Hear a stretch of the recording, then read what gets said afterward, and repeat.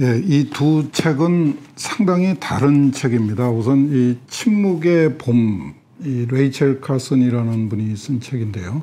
1960년대 말에 쓴 책입니다.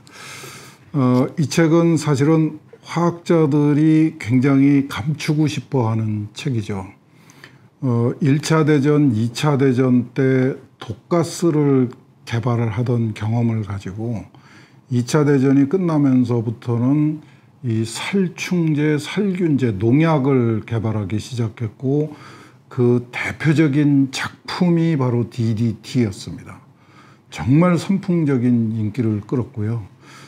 저도 어렸을 적에 그 이를 제거한다고 내복에다가 DDT를 뿌렸던 기억이 나거든요. 근데 이 레이첼 칼슨이라는 지금 식으로 얘기하면은 생태학자라고 할 수가 있죠. 이런 분이 정말 과감하게 이 살충제의 그 문제점을 그 미국 사회에서 고발을 하기 시작했던 겁니다. 정말 그야말로 고발이었습니다. 책을 통한 그 정말 그 폭탄을 터뜨린 셈이었는데 그게 이제 그 전혀 근거 없는 얘기는 아니었죠. 그러니까 그 당시에 화학자들도 굉장히 거부감을 많이 보였고 굉장히 그 논란이 많았던 책입니다.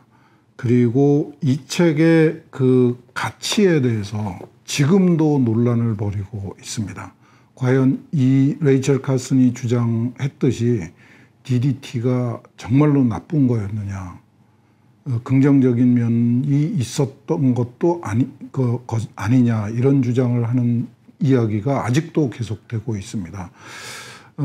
그 어떤 기술이 그 사회에서 어떻게 수용되는가 하는 과정에서 벌어질 수 있는 정말 극단적인 예를 보여주는 건데요.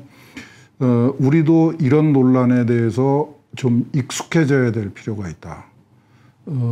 그 좋다고 평가하는 사람도 있고 나쁘다고 평가하는 사람도 있는데 그 논란 속에서 우리 사회는 과연 어떤 선택을 할 것인가, 이 부분에 대해서 좀 냉정하게 생각해 보는 그런 기회가 될 수 있는 책이라고 생각을 하고요. 이 독감은 조금 또 다른 의미에서 이 과학의 현실적인 가치를 소개해 주는 책입니다. 이 책은 그 1918년에서 1919년, 정확하게는 1918년 6월 29일부터 시작해서 1919년 4월 말까지입니다.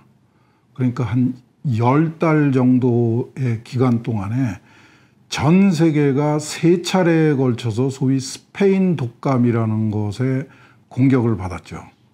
그 얼마나 많은 사람이 사망을 했는지는 정확하게 모릅니다. 그냥 한 5천만 명 정도.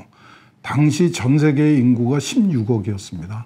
16억 중에서 5천만 명 정도가 사망을 한 걸로 추정이 되는 그런 그 엄청난 일이었는데, 그때는 이 바이러스가 있다는 사실도 몰랐고 당연히 치료제도 없었고 백신도 없었습니다.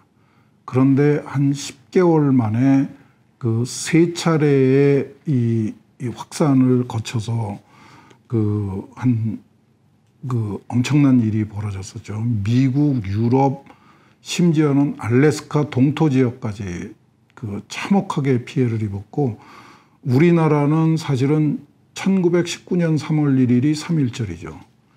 그때까지 우리나라의 그 추정 사망자가 한 20만 명 정도 됩니다. 그 당시에 우리나라의 인구가 한 1200만 정도였던 걸로 추정을 하는데 그 중에서 20만 명이 사망을 한 겁니다. 지금 그 생각해 보면 끔찍한 일이 일어났던 거죠. 그런데 이 독감이라는 책은 그 100여 년, 정확하게는 90여 년 전에 일어났던 그 전염병의 정체를 밝혀낸 과정을 설명해 놓은 책입니다.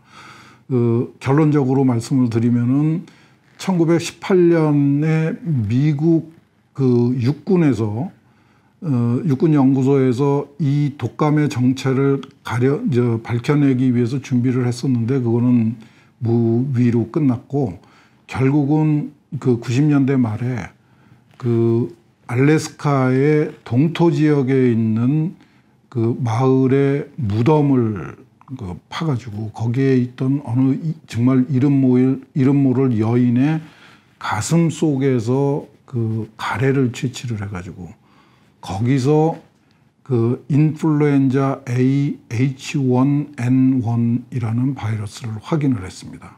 그게 2009년에 신종플루로 다시 돌아왔죠. 90년 만에 처음으로 돌아온 겁니다. 그래서 그 2009년에 신종플루 독감에 대해서 우리가 막 굉장히 긴장했던 게 사실은 그 1918년에 그 스페인 독감이 돌아왔다고 그렇게 정말 경악을 했던 거거든요. 근데 다행히 이제 그렇게 그 심각하지 않게 끝났죠. 근데 과학이라는 게 이런 거다 하는 거를 보여주는 거죠. 그냥 그 맹목적으로 두려워하고 공포에 떨고 뭐 서로 혐오하고 뭐 이 차별하고 이런 게 아니라 정말 시간이 걸리더라도 냉정하게 과학적으로 진실을 밝혀내면은 과연 무엇이 문제였던가 하는 거를 뒤늦게라도 확인할 수 있는 그 방법이 된다. 이런 거를 보여준다는 점에서 좀 과학의 사회적 가치를 보여주는 거다. 이렇게 생각을 했습니다.